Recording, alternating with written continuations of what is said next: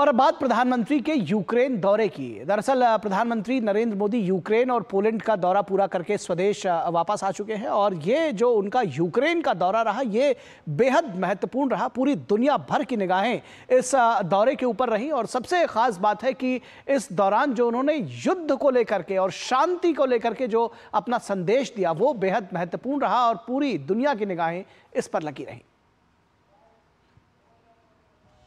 प्रधानमंत्री नरेंद्र मोदी पोलैंड और यूक्रेन की सफल यात्रा के बाद स्वदेश लौट आए हैं। पीएम मोदी का यूक्रेन दौरा बेहद खास रहा क्योंकि उनके यूक्रेन दौरे पर पूरी दुनिया की निगाहें रहीं। खासकर प्रधानमंत्री नरेंद्र मोदी जिस गर्मजोशी के साथ यूक्रेन के राष्ट्रपति वोलोदिमीर ज़ेलेंस्की से मिले और युद्ध को लेकर अपनी बात रखी, उसकी पूरी दुनिया में चर्चा हो रही है।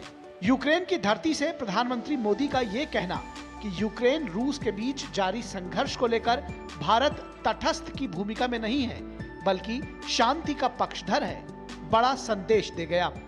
हम बहुत ही कन्विक्शन के साथ युद्ध से दूर रहे हैं, लेकिन इसका मतलब ये नहीं है कि हम तटस्थ थे। हम न्यूट्रल नहीं थे। हम पहले दिन से ही पक्षकार रहे हैं और हमारा पक्ष है शांति का। प्रधानमंत्री मोदी ने कहा कि भारत ये भी मानता है कि युद्ध के मैदान में समाधान नहीं हो सकता, डायलॉग डिप्लोमेसी का रास्ता अपनाया जाना चाहिए। पीएम मोदी ने भरोसा दिलाया कि भारत शांति के हर प्रयास में सक्रिय भूमिका निभाने को तैयार है।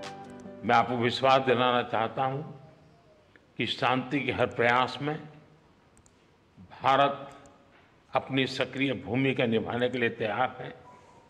व्यक्तिगत रूप से मैं भी अगर इसमें कोई योगदान कर सकता हूं तो मैं जरूर करना चाहूंगा।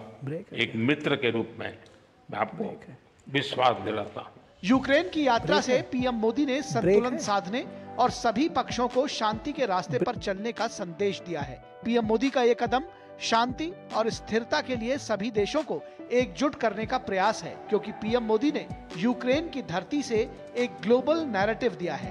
खुद यूक्रेन के राष्ट्रपति वोलोदिमीर ज़ेलेंस्की ने कहा कि भारत इस युद्ध को समाप्त कराने के वैश्विक कूटनीतिक प्रयासों में महत्वपूर्ण भूमिका निभा सकता है। इससे साफ पता चलता है कि ग्लोबल स्तर पर भारत किस तरह से एक मजबूत देश के तौर पर उभर रहा है। अरुण शर्मा के साथ ब्यूरो रिपोर्ट, डीडी न्यूज। और यहाँ